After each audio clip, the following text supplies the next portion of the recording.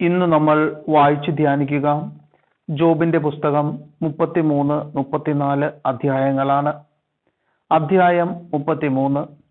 എലീഹു ജോബിനെ കുറ്റപ്പെടുത്തുന്നു.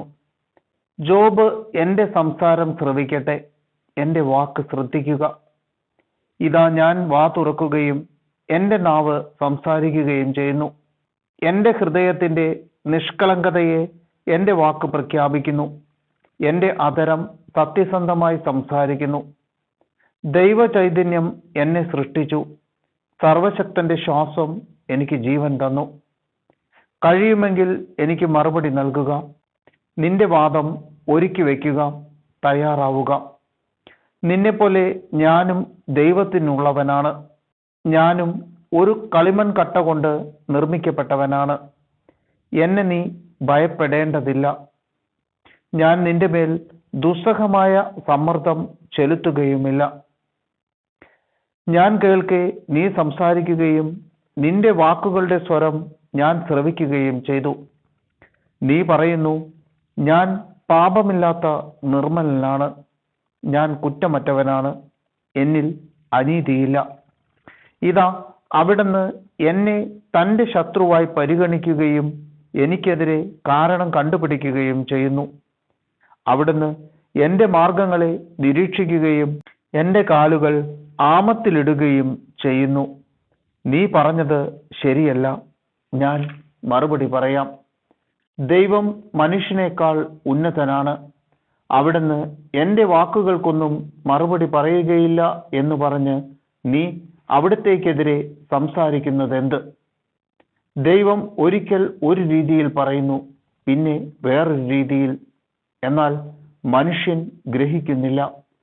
മനുഷ്യൻ കിടക്കയിൽ മയങ്ങുമ്പോൾ, ഗാഢനിദ്രയിൽ അമരുമ്പോൾ, ഒരു സ്വപ്നത്തിൽ, ഒരു നിശാദർശനത്തിൽ അവിടുന്ന് അവന്റെ ചെവികൾ തുറന്ന് മുന്നറിയിപ്പുകൾ കൊണ്ട് അവനെ ഭയപ്പെടുത്തുന്നു. മനുഷ്യന്റെ അഹങ്കാരം അവസാനിപ്പിക്കാനും ദുഷ്പ്രവർത്തികളിൽ നിന്ന് അവനെ പിന്തിരിപ്പിക്കാനും ആണ് ഇത്.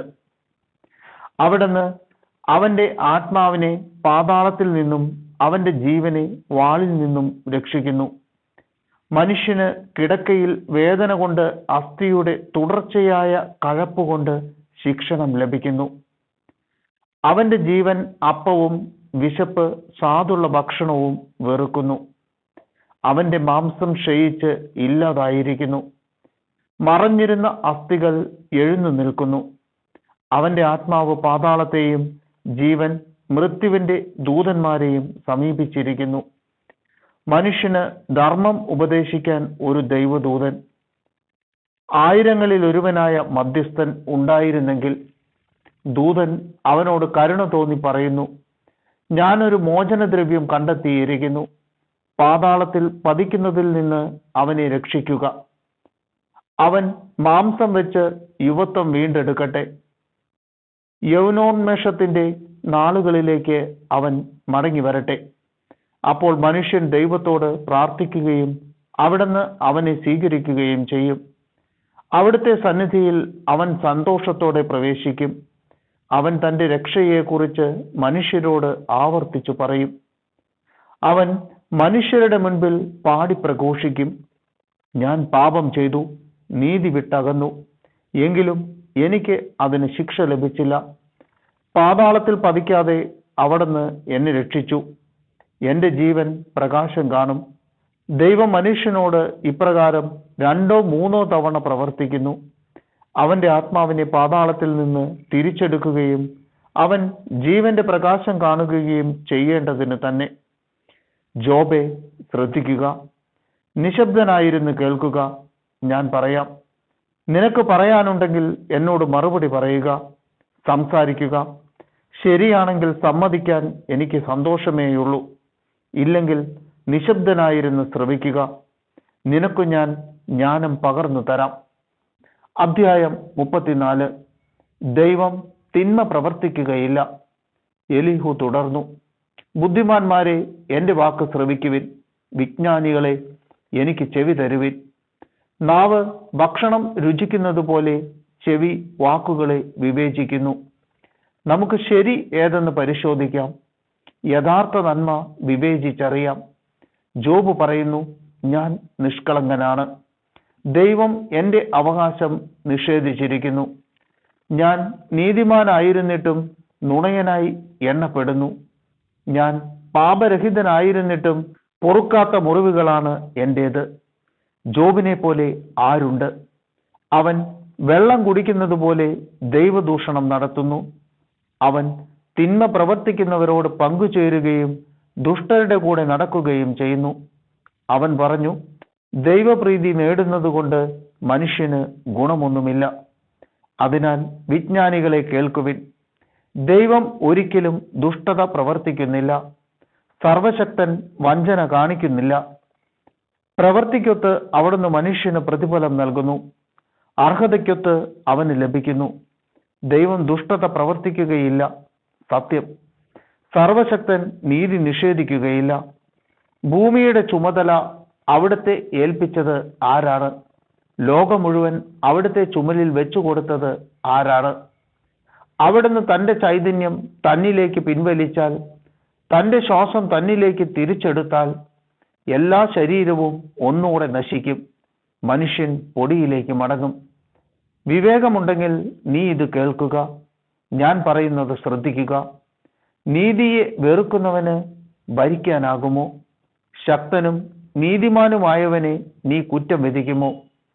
അവിടുന്ന് രാജാവിനെ വിലകെട്ടവൻ എന്നും പ്രഭുക്കന്മാരെ ദുഷ്ടന്മാർ എന്നും വിളിക്കുന്നു. അവിടുന്ന് രാജാക്കന്മാരോട് പക്ഷപാതം കാണിക്കുന്നില്ല. ധനവാന്മാരെ ദരിദ്രന്മാരെക്കാൾ പരിഗണിക്കുന്നുമില്ല.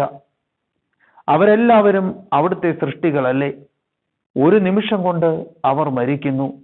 പാതിരാത്രിയിൽ അവർ ഒറ്റ നടുക്കത്തിൽ ഇല്ലാതാകുന്നു. ആരും കൈ അനക്കാതെ തന്നെ ശക്തന്മാർ നീങ്ങിപ്പോകുന്നു. എന്തെന്നാൽ അവിടുത്തെ കണ്ണുകൾ മനുഷ്യന്റെ വഴികളിൽ പതിയുന്നു. അവൻ ഓരോ അടി വയ്ക്കുന്നതും അവിടുന്ന് കാണുന്നു. തിന്മ പ്രവർത്തിക്കുന്നവർക്ക് മറഞ്ഞിരിക്കാൻ നിഴലോ അന്ധകാരമോ ഉണ്ടാവില്ല. ദൈവസന്നിധിയിൽ ന്യായവിധിക്ക് പോകാൻ ആർക്കും അവിടുന്ന് സമയം നിശ്ചയിച്ചിട്ടില്ല. അവിടുന്ന് ശക്തന്മാരെ വിചാരണ കൂടാതെ തകർത്തു കളയുന്നു. മറ്റുള്ളവരെ തൽസ്ഥാനത്ത് പ്രതിഷ്ഠിക്കുന്നു. അവരുടെ പ്രവൃത്തികൾ അറിയുന്ന അവിടുന്ന് രാത്രിയിൽ അവരെ തകിടം മറിക്കുകയും അവർ നശിപ്പിക്കപ്പെടുകയും ചെയ്യുന്നു. അവരുടെ ദുഷ്ടത നിമിത്തം മനുഷ്യരുടെ മുമ്പാകെ അവരെ അവിടുന്ന് ശിക്ഷിക്കുന്നു. അവിടുത്തെ അനുഗമിക്കുന്നതിൽ നിന്ന് അവർ വ്യതിചലിച്ചു. അവിടുത്തെ മാർഗങ്ങളെ അവർ അവഗണിച്ചു. ദരിദ്രരുടെ നിലവിളി അവിടുത്തെ സന്നിധിയിൽ എത്തുന്നതിന് അവർ ഇടയാക്കി. പീഡിതരുടെ കരച്ചിൽ അവിടുന്ന് ശ്രവിക്കുകയും ചെയ്തു. ദുഷ്ടൻ ഭരിക്കുകയും ജനങ്ങളെ കെണിയിൽപ്പെടുത്തുകയും ചെയ്യുന്നത് തടയാതെ അവിടുന്ന് നിശബ്ദനായിരുന്നാൽ ആർക്ക് അവിടുത്തെ കുറ്റം വിധിക്കാൻ കഴിയും? അവിടുന്ന് മുഖം മറച്ചാൽ ജനതയ്ക്കോ വ്യക്തിക്കോ അവിടുത്തെ കാണാൻ കഴിയുമോ? ഞാൻ ശിക്ഷ അനുഭവിച്ചു, ഇനി ഞാൻ കുറ്റം ചെയ്യുകയില്ല. എനിക്ക് അജ്ഞാതമായ തെറ്റുണ്ടെങ്കിൽ കാണിച്ചു തരണമേ.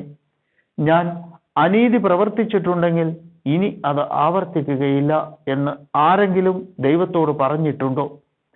നീ തിരസ്കരിക്കുന്നത് കൊണ്ട് അവിടുന്ന് നിന്റെ ഇഷ്ടം അനുസരിച്ച് ശിക്ഷ നൽകണമോ? നീയാണ്, ഞാനല്ല തീരുമാനിക്കേണ്ടത്. അതിനാൽ നിനക്ക് അറിയാവുന്നത് പ്രസ്താവിച്ചു കൊള്ളുക. എൻ്റെ വാക്കു കേൾക്കുന്ന വിവേകികളും ജ്ഞാനികളും പറയും, ജോബ് അറിവില്ലാതെ സംസാരിക്കുന്നു. കാര്യമറിയാതെയാണ് അവൻ പറയുന്നത്. ദുഷ്ടനെ പോലെ മറുപടി പറയുന്നത് കൊണ്ട് ജോബിനെ അവസാനം വരെ പരീക്ഷിച്ചിരുന്നെങ്കിൽ അവൻ പാപം ചെയ്തു. ഇപ്പോൾ ധിക്കാരവും കാണിക്കുന്നു. അവൻ നമ്മുടെ മധ്യത്തിൽ പരിഹസിച്ച് കൈകൊട്ടുകയും നിർത്താതെ ദൈവദൂഷണം പറയുകയും ചെയ്യുന്നു.